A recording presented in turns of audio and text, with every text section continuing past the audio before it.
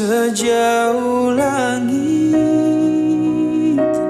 dari bumi, begitu besarnya kasih-Mu.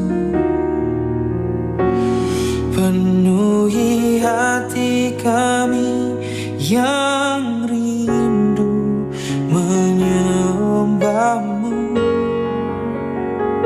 Yesus. Sejauh langit dari bumi.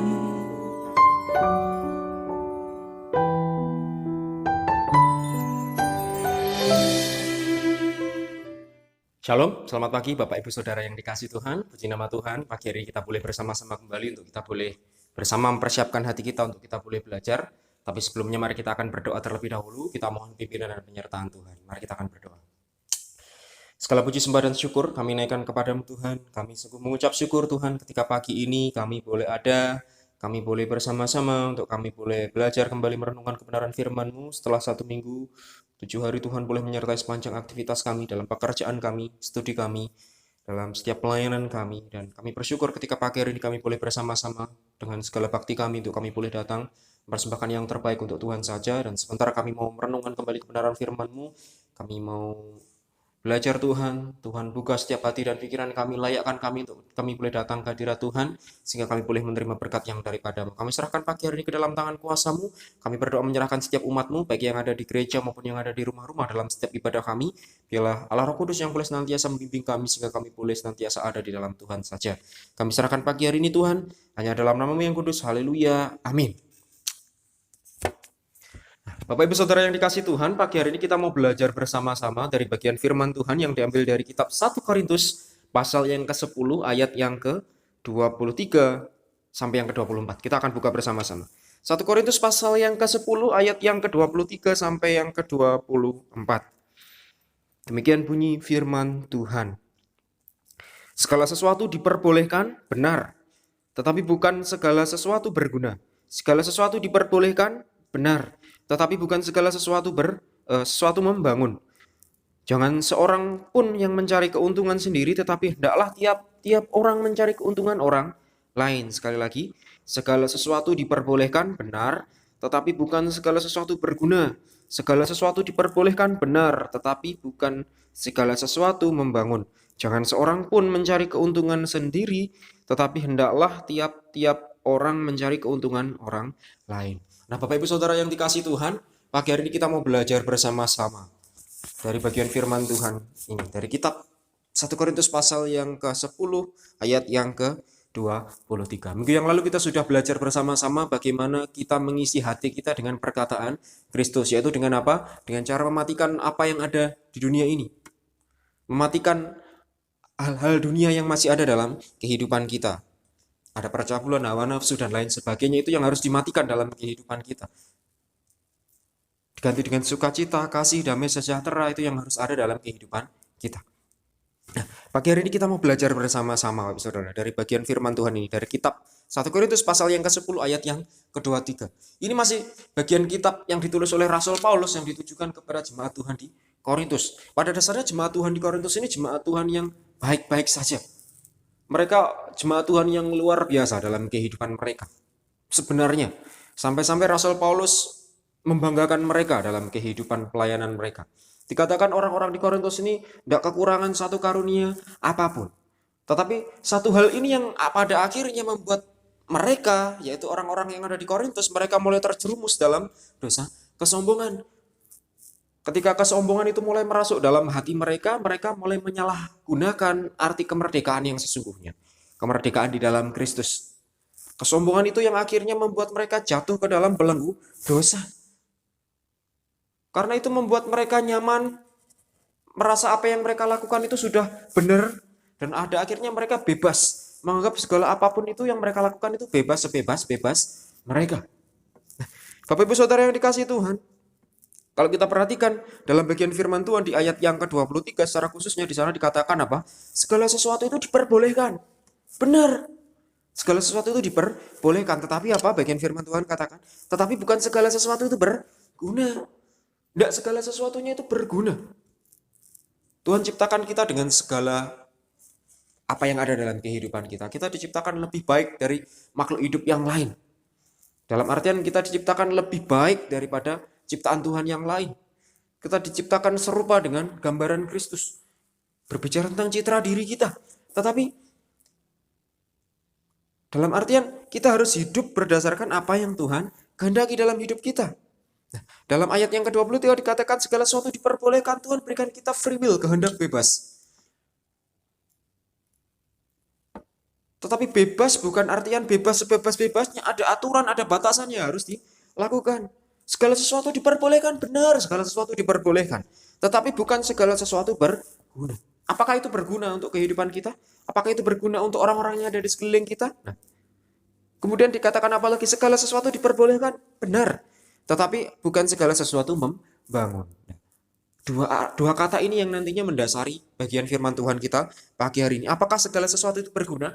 Apakah segala sesuatu itu membangun? Itu yang harus menjadi dasar bagi kita untuk melangkah dalam setiap apa yang boleh ada dalam kehidupan kita.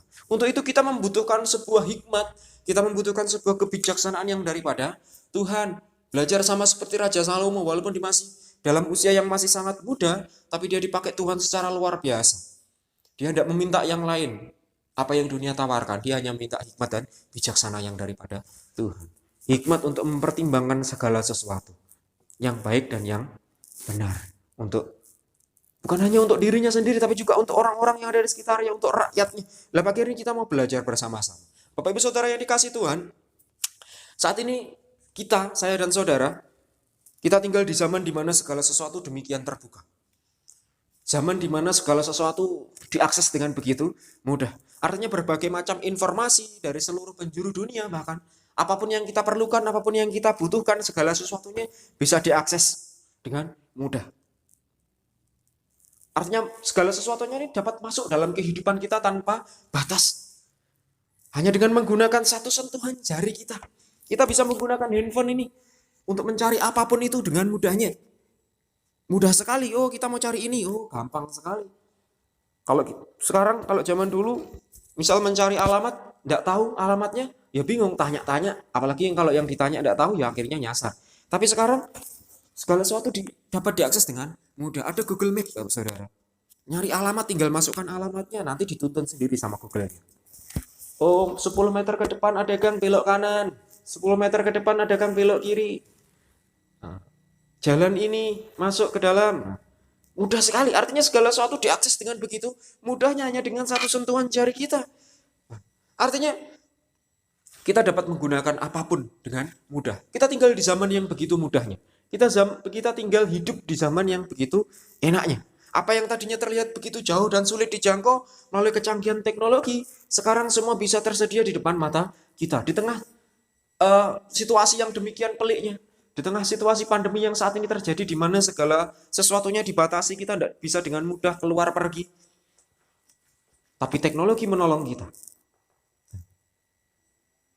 Saya pun bersyukur ketika di tengah kondisi pandemi seperti ini, kita tinggal di zaman yang begitu modern. Segala sesuatu bisa diakses, tidak perlu jauh-jauh ke sana, kita bisa bertemu. Itu pun saya mengalami benar-benar mengucap syukur dalam banyak hal. Walaupun ketika kemarin istri lahiran di awal-awal pandemi, wah ini begitu menakutkan, benar begitu menakutkan. Tetapi Tuhan menyertai kami benar-benar. Artinya dipimpin Tuhan sampai sedemikian rupa. Tuhan buka jalan semuanya.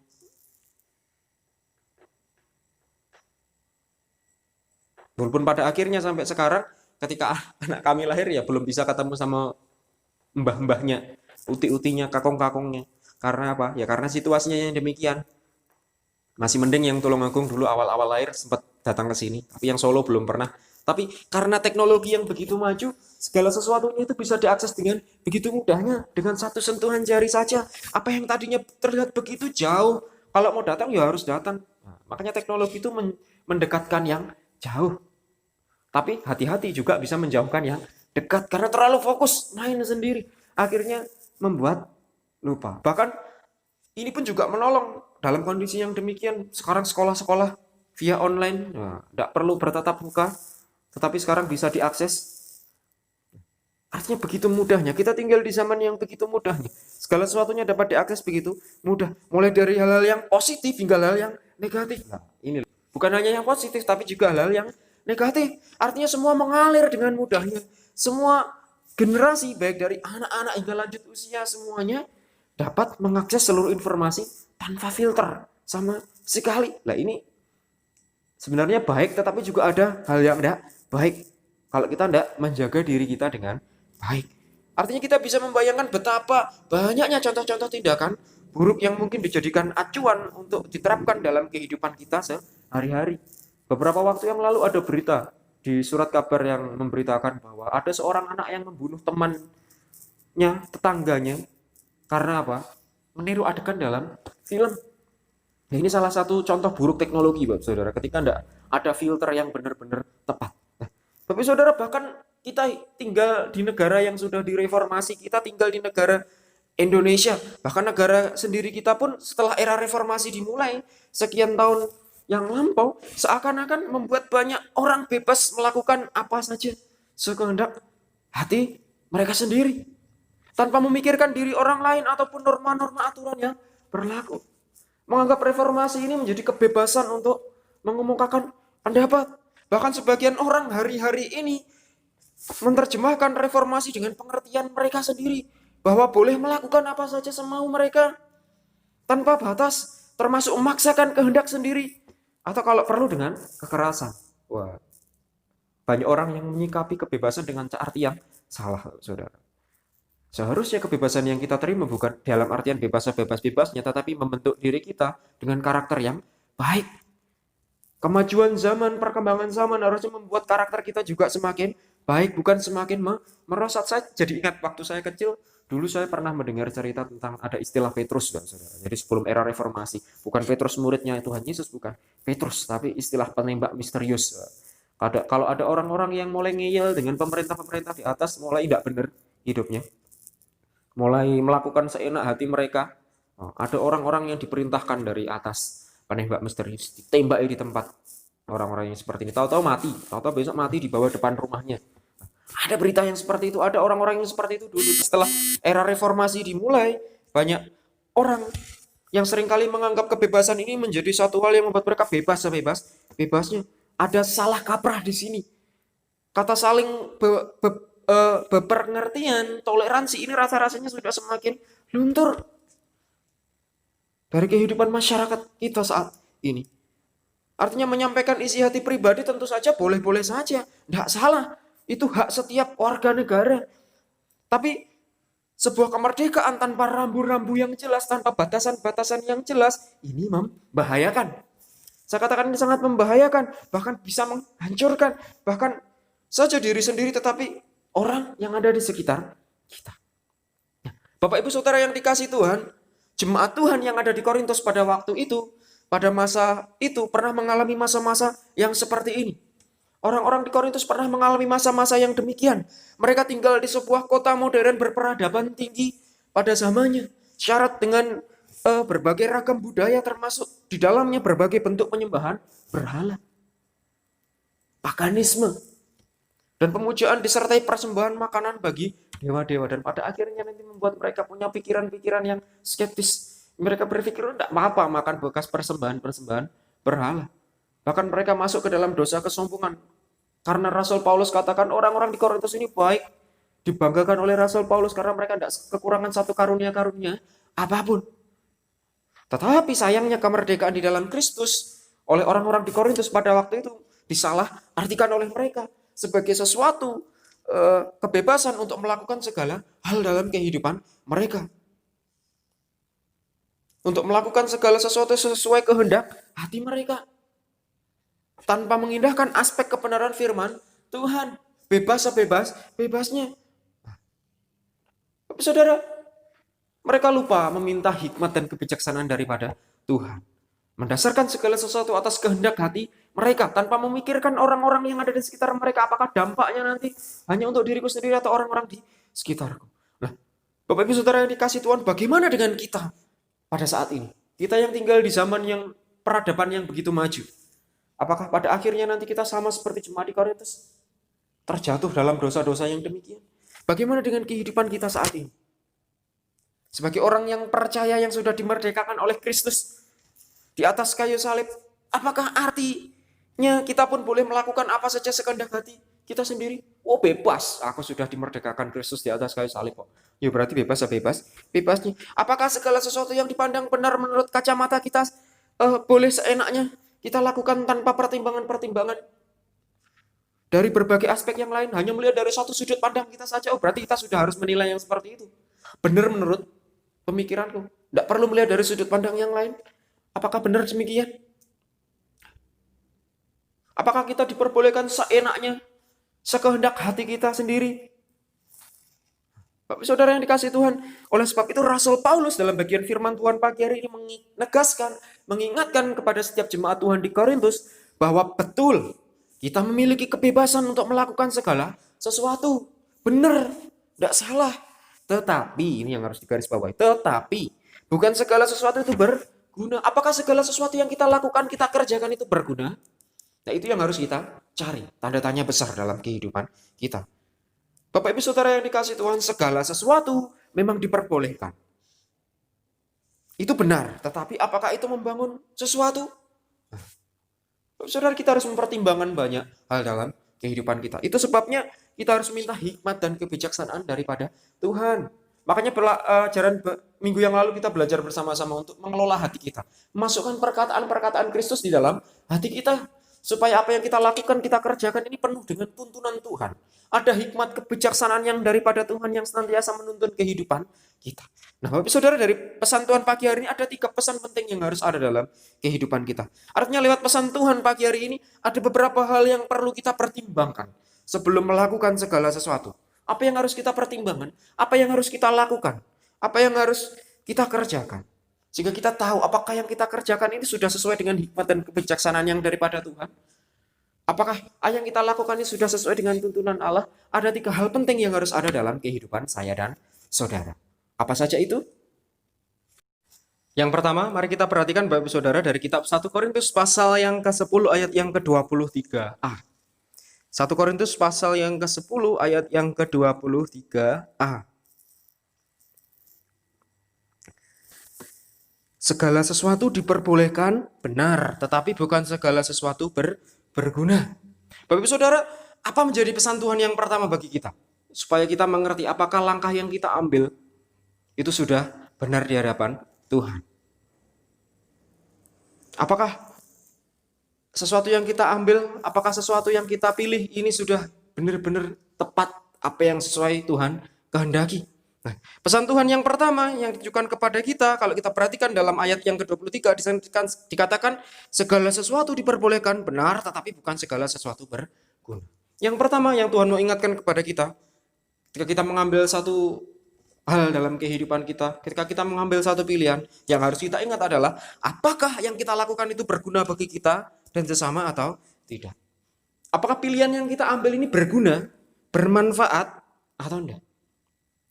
Bapak Ibu Saudara yang dikasih Tuhan, makna kata berguna yang terdapat dalam bagian firman Tuhan di ayat yang ke-23, bagian A tadi, benar tetapi bukan segala sesuatu berguna. Kata berguna ini dalam bahasa aslinya memiliki makna sesuatu yang sesuatu yang bermanfaat. Artinya sesuatu yang manfaatnya dapat dirasakan bersama-sama.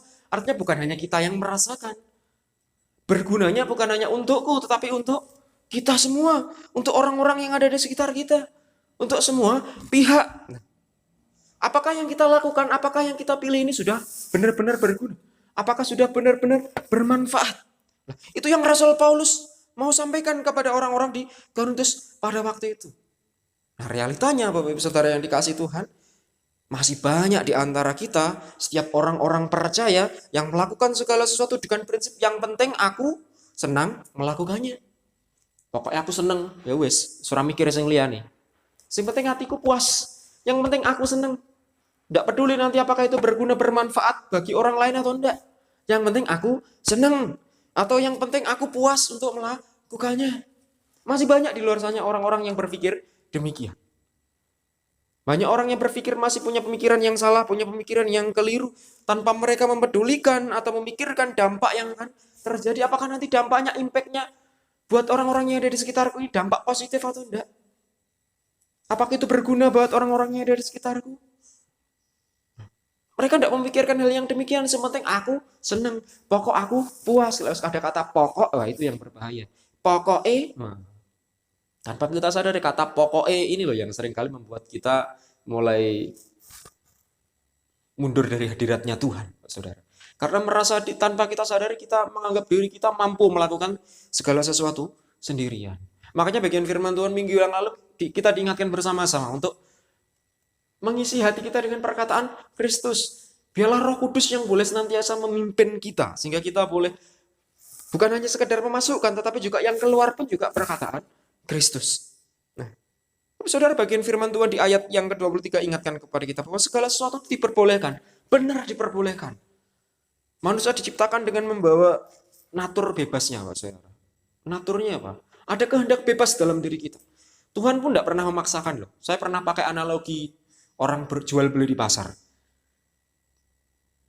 Tuhan itu ibarat penjual dan kita itu ibarat pembeli. Kalau dalam penjual beli di pasar, seorang penjual tidak mungkin memaksa pembelinya, ayo Pak, tuku oleh ratu, antemi. Tidak mungkin seperti itu. Pasti, ayo Pak, beli buah-buahku seger, warnanya ayu-ayu, lah seperti itu. Artinya, bagaimana kata-katanya supaya menarik perhatian si pembeli. Tanpa ada paksaan, tanpa ada perintah untuk, ayo, tuku, tanpa ada ancaman. Tapi kembali lagi ke respon hatinya si pembeli. Begitupun dalam kehidupan kerohanian kita. Tuhan itu ibarat penjual dan kita sebagai pembeli. Tuhan tidak pernah memaksa kita, ayo melu aku. Lek ora ciloko kowe, lek ora tak antem iku. Tidak. Tapi Tuhan tawarkan kepada kita. Ayo ikut aku. Siapa yang letih lesu dan berbeban berat, marilah datang kepadaku, aku akan memberikan kelegaan kepadamu. Tuhan tidak pernah memaksa. Tuhan memberikan ajakan kepada kita. Nek mau yuk monggo, lek ndak gelem, ya wis. Artinya kembali ke respon hati kita, kita sebagai umat Tuhan. Bagaimana kita meresponi? Nah, kembali lagi dalam bagian firman Tuhan di ayat yang ke-23. Bahwa segala sesuatu itu benar diperbolehkan. Dalam artian Tuhan tidak pernah memaksa kita. Tetapi apakah segala sesuatu yang kita lakukan, apakah segala sesuatu yang kita kerjakan itu berguna untuk sesama atau tidak? Artinya bukan hanya untuk diri kita sendiri loh impactnya. Dampaknya bukan untuk kita sendiri saja, tapi juga orang-orang yang ada di sekitar kita, untuk keluarga kita, untuk anak-anak cucu kita, untuk suami istri kita, saudara kita, saudara seiman kita, bahkan orang-orang yang belum percaya di luar sana, supaya mereka mengenal Tuhan dalam keseharian kita. Bapak-bapak, saudara, itu yang harus ada dalam kehidupan kita, bukan mementingkan diri kita sendiri, yang penting aku senang melakukannya, pokoknya aku puas. Bukan seperti itu, tanpa mempedulikan, memikirkan dampak apa yang terjadi, apa yang orang lain rasakan akibat perbuatan kita. Tanpa kita mikir, wah tidak peduli, entah orang lain terluka atau orang lain nantinya menjadi sakit hati, tidak peduli, pokoknya aku puas, pokoknya aku senang. Apa sing ini hatiku ya tak ucap nih semua, tak ungkapkan semua. Tanpa berpikir untuk dua kali. Dengan berpikir itu bukan urusanku, lek kowe lara ati ya urusanmu, lara atimu dewe. Sepenting aku puas. Itu salah, Bapak Saudara. Kita memang diberikan kebebasan. Segala sesuatunya itu diperbolehkan. Tetapi apakah itu berguna, apakah itu bermanfaat? Apakah itu jadi berkat atau enggak? Pertanyaannya. Entah itu dalam perbuatan kita, entah itu dalam perkataan kita. Tanpa kita sadari, contoh sepele perkataan kita. Makanya ada istilah lidah itu tak bertulang, Pak Saudara. Lemes, Pak Saudara. Tapi satu perkataan itu sakitnya melebihi dipukul orang, Pak Saudara. Contoh sepele adalah perkataan, Pak Saudara. Tanpa berpikir panjang apakah nanti dampaknya melukai hati orang yang ada di sekitar atau enggak, kita hanya berpikir pokoknya aku puas. Pokoknya unek-unekku tak sampaikan, tanpa berpikir apakah itu berguna, apakah itu jadi berkat. Pelajaran kita minggu yang lalu ingatkan, isi hati kita dengan perkataan Kristus supaya yang keluar pun juga perkataan Kristus berdasarkan kasih. Nah, harusnya di bagian pesan yang pertama itu pun kita juga harus ada, mendasari itu semua, kata berguna didasari dengan kasih. Apakah itu berguna, apakah itu menjadi berkat? Lewat perkataan kita atau perkataan kita menyakiti orang yang ada di sekitar kita. Itu yang harus ada dalam kehidupan kita. Bukan berpikir sementing aku puas, sementing aku ini, orang lain sakit hati, udah apa? Bapak Saudara, hati-hati loh Bapak Saudara. Satu perkataan kita ini sakitnya melebihi kita memukul orang lain. Kalau kita dipukul, rasanya dipukul mungkin 1-2 hari hilang sakitnya, saudara. Tapi perkataan yang tajam, perkataan yang menyakiti itu membuat luka hati yang dalam. Ibarat paku yang ditancapkan di tembok mungkin bisa dicabut. Tapi walaupun ditutup sedemikian akan ada bekas yang menempel di tembok. Itu yang tidak akan pernah bisa hilang. Itu sama seperti hati kita. Tapi sebabnya kita harus berhati-hati dalam kehidupan kita, dalam laku kita, dalam perkataan kita. Segala sesuatunya itu memang diperbolehkan, tetapi apakah itu berguna atau tidak bagi sesama kita? Apakah itu menjadi berkat atau tidak bagi orang-orang yang ada di sekitar kita? Jangan sampai kita melakukan sesuatu yang dianggap baik bagi diri kita sendiri, tetapi sebenarnya mengganggu kepentingan dan bahkan merugikan orang lain. Saudara, satu hal yang harus kita ingat bahwa Tuhan mau setiap kita menjadi alat pembebas. Tuhan mau kita menjadi alat pembebas. Minggu yang lalu diingatkan kita menjadi penyambung lidahnya Tuhan. Penyambung lidahnya Tuhan ini tidak cuma lewat perkataan, tetapi dalam tindakan kita. Tuhan mau kita menjadi alat pembebas yang efektif. Dan bukannya menjadi alat peluka. Tuhan tidak mau kita melukai orang-orang yang ada di sekitar kita. Tuhan mau kita menjadi alat pembebas yang memberkati orang-orang di sekitar kita. Ini menjadi pesan Tuhan yang pertama bagi kita, saudara. Apakah yang kita lakukan itu berguna atau tidak? Yang kedua, 1 Korintus pasal yang ke-10 ayat yang kedua, 3b. Segala sesuatu diperbolehkan benar, tapi bukan segala sesuatu membangun, saudara. Kalau tadi yang pertama kita diingatkan, apakah yang kita lakukan itu berguna bagi kita sesama atau tidak?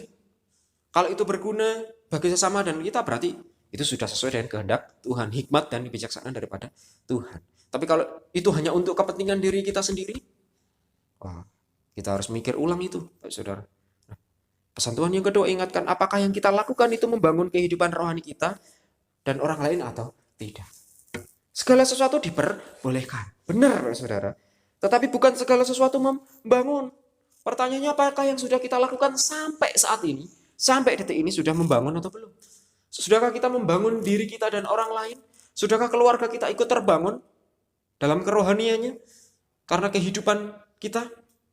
Atau bahkan karena melihat kehidupan kita justru mereka semakin merosot? Bapak Ibu Saudara yang dikasih Tuhan, makna kata membangun dalam bagian firman Tuhan di ayat yang ke-23b yang dimaksud oleh Rasul Paulus di sini.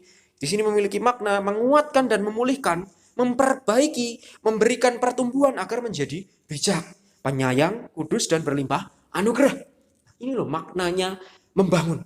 Artinya membangun bukan hanya sekadar noto dibangun seperti itu, tidak. Tetapi bagaimana kita menjadi berkat bagi orang lain. Bahkan tema kita tahun ini membangun kembali kehidupanku bersama dengan Tuhan.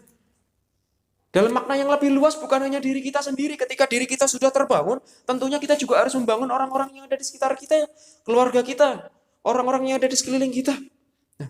Artinya saling menguatkan, memulihkan, memperbaiki, memberikan pertumbuhan agar menjadi bijaksana, penyayang, kudus dan berlimpah anugerah. Ini loh makna membangun yang sesungguhnya. Saudara, betapa luar biasanya makna dari sebuah kata membangun itu. Kalau kita benar-benar memahami.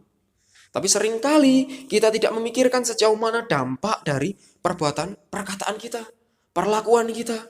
Kita hanya sekadar mengeluarkannya begitu saja tanpa pertimbangan yang matang. Seringkali ketika kita emosi, seringkali emosi menguasai diri kita tanpa berpikir panjang. Perkataan yang keluar dari mulut kita pun ya wis saono nih ya saudara. Saenak-enaki. Ingat loh Bapak Saudara, mungkin menurut kita ini biasa, tetapi menurut orang lain belum tentu itu biasa. Bapak Saudara tahu istilah jangkrik? Jangkrik itu biasa atau enggak Bapak Saudara? Biasa, jangkrik itu hewan yang ngerik-ngerik di luar sana. Kalau mungkin saya ngomong, Pak, jangkrik itu gampang. Enggak apa-apa Bapak Saudara, enggak akan marah. Tapi ketika penekanannya lebih ditekankan Bapak Saudara. Oh, jangkrik. Kira-kira yang kita ajak ngomong marah atau enggak Bapak Saudara? Marah pasti. Artinya kita harus mampu mengontrol diri kita. Jangan sampai apa yang kita rasakan itu meluap-meluap dalam diri kita sampai kita tidak memikirkan apa yang orang lain rasakan. Hanya mementingkan diri kita, pokoknya aku puas. Apakah yang kita keluarkan, apakah yang kita perkatakan itu membangun orang lain atau tidak? Itu pun juga harus ada dalam kehidupan kita. Bapak Ibu Saudara, melalui bagian firman Tuhan, pesan Tuhan yang kedua ini Tuhan mau memastikan bahwa setiap perkataan kita, bahkan setiap tindakan kita yang kita lakukan selain membangun diri kita sendiri, bersama-sama dengan Tuhan, Tuhan juga mau kita membangun orang lain yang ada di sekitar kita. Ketika hidup kita terbangun, harusnya secara otomatis kita juga membangun orang-orang yang ada di sekitar kita. Sehingga mereka melihat karya Kristus dalam hati saya dan saudara, dalam kehidupan saya dan saudara. Bapak Ibu Saudara yang dikasihi Tuhan, bahkan bukan hanya orang-orang yang ada di luar sana, bahkan seorang pengkhotbah di mimbar sekalipun, jika tidak sungguh-sungguh mendasari perkataannya dengan tuntunan Roh Kudus, wis pokoknya asal metu, pokoknya asal, lek orang Jawa bilang asal jeplak seperti itu, tidak mustahil Bapak Saudara, tidak, justru menghancurkan kehidupan rohani banyak orang termasuk dirinya sendiri. Tidak mustahil tidak menjadi berkat bagi orang lain. Bahkan itu berlaku bagi seorang pengkhotbah sekalipun. Karena seorang pengkhotbah ini penyambung lidahnya Tuhan, Saudara. Artinya ketika Tuhan berikan kita karunia untuk menyampaikan kebenaran firman Tuhan, ya kita harus benar-benar belajar melalui setiap perkataan. Karena yang keluar dari mulut kita ini firman-Nya Tuhan, bukan apa yang kehendak hati kita. Terus karena kita punya kemampuan untuk menyampaikan kebenaran firman Tuhan, karena kita terbawa emosi kita, wah diluap-luapkan. Bukan firman Tuhan yang disampaikan, tetapi isi hati kita. Bukan seperti itu. Dengan seperti itu tidak menjadi berkat bagi orang lain, tetapi justru membuat orang lain semakin hancur. Bukan hanya orang lain, bahkan dirinya sendiri. Nah, untuk itu Bapak Saudara, bagian firman ini berlaku bagi semua orang, bagi saya dan saudara, untuk memperbaiki kehidupan kita. Terus tanyakan dalam hati kita, apakah yang sudah kita lakukan itu membangun kehidupan rohani kita dan orang lain atau tidak? Ataukah hanya cukup memuaskan hati kita sendiri? Bapak Ibu Saudara yang dikasihi Tuhan, oleh sebab itu, mari kita pastikan dengan baik, apakah pendapat Tuhan ataukah pendapat diri sendiri yang kita sampaikan. Dalam melakukan segala sesuatu, dalam mengambil satu keputusan, dalam menyampaikan dalam berbagai hal, tanya sama Tuhan. Ini pendapatnya Tuhan atau pendapat diriku sendiri? Ini kehendaknya Tuhan atau kehendak diriku sendiri? Ketika masih ada aku dalam diriku, tidak menutup kemungkinan itu akan menyakiti orang lain. Hapus itu. Bagian firman Tuhan minggu yang lalu ingatkan, matikan keduniawian dalam diri kita. Perkataan kotor, amarah itu yang harus dihilangkan dan yang lain sebagainya. Saudara, pesan Tuhan yang kedua ini ingatkan kepada kita, apakah yang kita lakukan itu membangun kehidupan rohani kita dan orang lain atau tidak. Nah, kalau tadi yang pertama diingatkan apakah itu berguna atau tidak. Yang kedua, apakah ini membangun atau tidak. Artinya bukan hanya untuk diri kita sendiri, tapi juga orang-orang yang ada di sekitar kita. Kemudian yang terakhir apa? Yang ketiga apa? Kita perhatikan di ayat yang ke-31, Saudara. Aku menjawab, jika engkau makan, atau jika engkau minum, atau jika engkau melakukan sesuatu yang lain, lakukanlah semuanya itu untuk kemuliaan Allah. Bapak Saudara garis bawahi di kalimat yang terakhir. Lakukanlah semuanya itu untuk kemuliaan Allah. Kalau tadi yang pertama, apakah itu berguna? Kalau yang kedua, apakah itu membangun? Yang ketiga, tadi sudah kita garis bawahi, untuk kemuliaan Allah. Artinya yang ketiga ini apa? Apakah yang kita lakukan itu memuliakan nama Tuhan atau tidak? Mari kita tanya, Saudara. Kita yang sudah ikut Tuhan, sekian puluh tahun, sekian belas tahun sampai saat ini. Sudahkah yang kita lakukan sampai detik ini memuliakan namanya Tuhan? Ataukah kita masih hidup oleh keduniawian kita? Ataukah kita masih memuliakan diri kita sendiri? Nah, Bapak Ibu Saudara yang dikasihi Tuhan, jemaat Tuhan di Korintus ini mereka merasa memiliki kebebasan untuk makan dan minum apa saja. Mereka merasa bebas untuk melakukan segala sesuatu saja. Apa yang harus mereka lakukan? Dan itu dibenarkan oleh Rasul Paulus karena bumi serta segala isinya adalah milik Tuhan, tidak salah. Apa yang mereka lakukan itu tidak salah. Tetapi Rasul Paulus di sini juga mengingatkan bahwa apabila ada orang yang menjadi tersandung oleh karena apa yang kita makan atau minum, maka baiklah kita tidak makan atau meminumnya. Ada hal yang harus digaris bawahi. Bapak Saudara, kenapa kok demikian? Bapak Saudara yang dikasihi Tuhan, pada waktu itu, pada masa itu banyak makanan dan minuman hasil penyembahan berhala yang dijual kembali di pasar-pasar. Atau dihidangkan lagi di dalam jamuan-jamuan keluarga. Karena pengaruh budaya-budaya yang mulai masuk, Saudara. Sebenarnya mirip-mirip pelajaran kita minggu yang lalu. Mirip pelajaran jemaat Tuhan di Kolose. Ketika ada dua ajaran yang masuk, Yudaisme dan Gnotisme. Nah, di jemaat di Korintus juga ada ajaran Gnostik yang mulai masuk di sana, Saudara. Ajaran-ajaran yang mulai masuk di sana. Mulai menyesatkan orang-orang di sana. Ditambah lagi ada ajaran-ajaran Nikolaus yang mulai masuk di sana. Yang menganggap segala sesuatunya sudah diselesaikan Tuhan di atas kayu salib. Setelah itu semua, yuk kita bebas melakukan segala sesuatunya, bahkan memakan persembahan berhala pun enggak apa-apa, enggak najis. Wong semuanya Tuhan sudah selesaikan di atas kayu salib. Bapak Saudara, jadi intinya apa Bapak Saudara? Intinya segala sesuatu, entahkah perkara makan dan minum ataupun segala perbuatan yang kita lakukan, kalau itu memaksakan kehendak dengan cara yang tidak baik, memusuhi orang lain, menghakimi, memupuk dendam, membalas kejahatan dengan kejahatan, dan lain-lain, akan membuat kita justru menjadi batu sandungan. Segala sesuatunya itu boleh sebenarnya.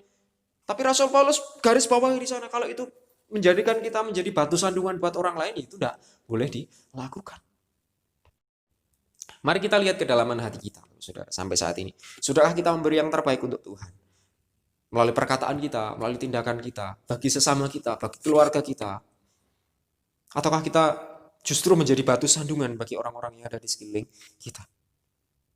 Yang akhirnya mempermalukan Tuhan dan bukan memuliakannya. Pesan Tuhan yang ketiga ingatkan kepada kita, apakah yang kita lakukan ini sudah memuliakan nama Tuhan atau belum? Dasari itu semua dalam kehidupan kita. Dalam segala laku kita, dalam segala perkataan kita, dalam segala perbuatan yang hendak kita kerjakan. Selalu ingat Tuhan. Kalau kitab Yakobus ingatkan kepada kita, jangan pernah melupakan Tuhan dalam segala keadaanmu. Artinya tanyakan Tuhan. Benar tidak sih Tuhan ini? Yang Tuhan mau aku lakukan? Benar tidak sih Tuhan ini yang mau aku kerjakan? Kira-kira yang aku kerjakan ini sudah benar atau belum Tuhan? Mari kita ingat kembali bagian firman Tuhan hari Rabu yang kita pelajari hari Rabu yang lalu, Bapak Saudara. Belajar dari kehidupan seorang Daud ketika dia menghadapi Goliat yang begitu besar di hadapannya. Dia tidak mengandalkan dirinya sendiri, dia percaya bahwa nantinya Tuhan yang akan menggantikan dia, yang akan memimpin dia. Berbeda dari kehidupan orang-orang Israel pada waktu itu yang mereka sudah lari ketakutan. Mereka merasa tawar hati. Tapi Daud terus melangkah maju, Bapak Saudara. Mari kita melihat dalam diri kita, Bapak Saudara. Sudahkah kita memiliki iman sama seperti Daud? Yang tetap berdiri kokoh di depan masalah yang kita hadapi. Bagaimana cara pandang kita ketika kita menghadapi masalah? Apakah kita datang kepada Tuhan, Tuhan selesaikan masalahku? Memang kita siapa kok kita memerintahkan Tuhan?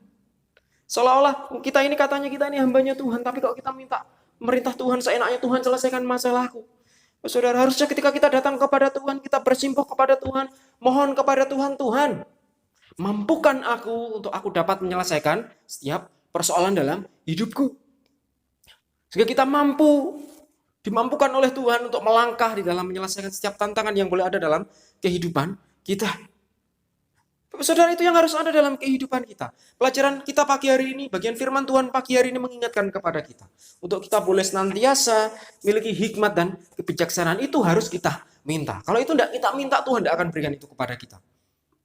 Belajar dari kehidupan seorang Raja Salomo. Walaupun dia hidup dipercayakan Tuhan ketika dia masih sangat muda sekali untuk memimpin bangsa Israel. Dia tidak meminta kekayaan, dia tidak meminta umur panjang, tapi dia meminta hikmat. Dia meminta pengertian kepada Tuhan, supaya dia mampu menimbang-nimbang, memiliki hati yang bijaksana.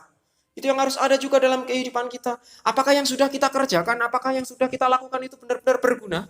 Apakah yang sudah kita lakukan, apakah yang sudah kita kerjakan ini benar-benar membangun dalam kehidupan kita, bahkan orang-orang yang ada di sekitar kita, dan tentunya apakah yang sudah kita lakukan ini sudah memuliakan nama Tuhan atau belum? 3 hal ini yang harus ada terpatri dalam hati saya dan saudara.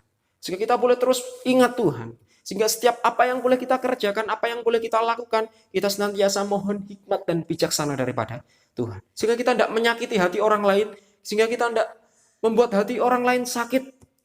Bapak Ibu Saudara yang dikasih Tuhan, mari melalui bagian firman Tuhan kita pagi hari ini, kita belajar terus mengelola hidup kita. Kita terus belajar mengelola hati kita. Mari kita memaknai kemerdekaan yang boleh Tuhan izinkan ada dalam kehidupan kita itu dengan benar. Tuhan izinkan kita, beri kita kebebasan bukan berarti kita bebas sebebas-bebasnya. Kehidupan merdeka yang kita miliki seharusnya dipakai sebagai sarana untuk memuliakan nama Tuhan lebih lagi dalam hidup kita. Tidak cukup hanya sebatas, oh aku sudah datang beribadah, oh aku sudah belajar firman, tidak. Tetapi mari kita hidupi itu dalam kehidupan kita. Bukan untuk disalahgunakan begitu saja tanpa mempertimbang-timbangkan yang didasari oleh kebenaran yang akhirnya menghancurkan diri kita sendiri.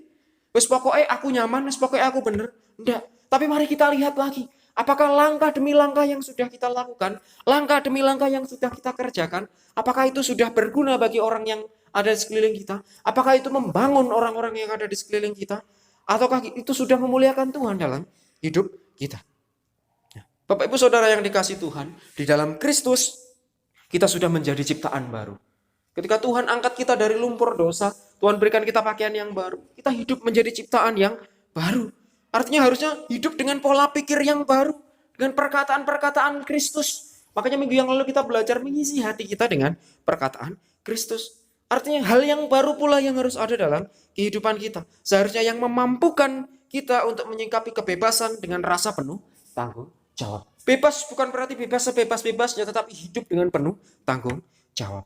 Mari Bapak Ibu Saudara yang dikasih Tuhan, kita isi kebebasan yang ada dalam diri kita, kemerdekaan dalam Kristus yang boleh ada dalam kehidupan kita dengan benar. Kebebasan diberikan kepada kita bukan untuk membuat segala sesuatunya semakin buruk, tetapi Tuhan mau segala sesuatunya, kebebasan itu ada dalam kehidupan saya dan saudara untuk semakin membuat diri kita semakin baik lagi, semakin hidup benar di hadapan Tuhan. Tuhan membukakan setiap apa yang ada dalam kehidupan kita. Asalkan kita mau terus berjalan bersama-sama dengan Tuhan. Lihat terus kedalaman hati kita. Apakah kita sudah memberi yang terbaik untuk Tuhan? Apakah segala sesuatu yang kita lakukan sudah berguna?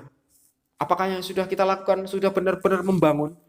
Apakah kita sudah benar-benar memuliakan Tuhan dalam hidup kita? Mari Bapak Ibu Saudara, melalui bagian firman Tuhan ini, mari terus jadikan firman ini menjadi dasar bagi kita untuk boleh terus melangkah. Ingat Tuhan. Ingat selalu apa yang Tuhan firmankan dalam segenap kehidupan kita. Ketika sampai saat ini kita masih boleh ada, semuanya karena Tuhan. Mari jadikan apa yang boleh ada Tuhan izinkan dalam kehidupan kita ini menjadi dasar untuk kita boleh terus melangkah bersama dalam ketetapan Tuhan.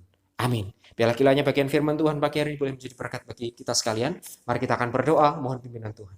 Bapak Surgawi, kami mengucap syukur untuk firman-Mu pagi hari ini. Biarlah firman-Mu ini boleh termaterai dalam setiap hati kami, ini boleh menjadi berkat dalam setiap kehidupan kami. Kami boleh terus semakin bertumbuh di dalam kebenaran firman-Mu, sehingga kami boleh dalam setiap langkah hidup kami boleh terus mengingat 3 hal ini dalam kehidupan kami. Tuhan patri 3 hal ini dalam kehidupan kami. Apakah yang sudah kami kerjakan, apakah yang sudah kami lakukan ini sudah benar-benar berguna bagi orang-orang yang ada di sekeliling kami? Apakah kami sudah benar-benar menjadi berkat bagi orang-orang yang ada di sekeliling kami? Apakah ini sudah membangun kehidupan kami dan tentunya kehidupan kebersamaan kami, setiap orang-orang, keluarga, bahkan orang-orang yang ada di dekat kami ada, dan tentunya apakah ini semua sudah membuat kami memuliakan Tuhan dalam kehidupan kami. Kami serahkan kehidupan kami sepenuhnya, setiap umat-Mu Tuhan, baik yang ada di gereja maupun yang ada di rumah-rumah. Biarlah firman-Mu Tuhan pagi hari ini boleh terpatri dalam setiap hati kami, menjadi rema dalam kehidupan kami, sehingga boleh menerangi setiap jalan-jalan kami, menjauhkan kami dari jalan-jalan yang jahat, karena kami percaya Engkau Allah yang senantiasa menuntun setiap langkah kaki kami. Kami serahkan firman-Mu Tuhan pagi hari ini, kami serahkan setiap kami, biarlah sukacita kasih yang daripada Tuhan boleh Engkau meteraikan dalam setiap kehidupan kami. Kami serahkan semua ini Tuhan, hanya dalam nama-Mu yang kudus. Haleluya. Amin. Amin. Selamat pagi, Tuhan Yesus memberkati kita sekalian.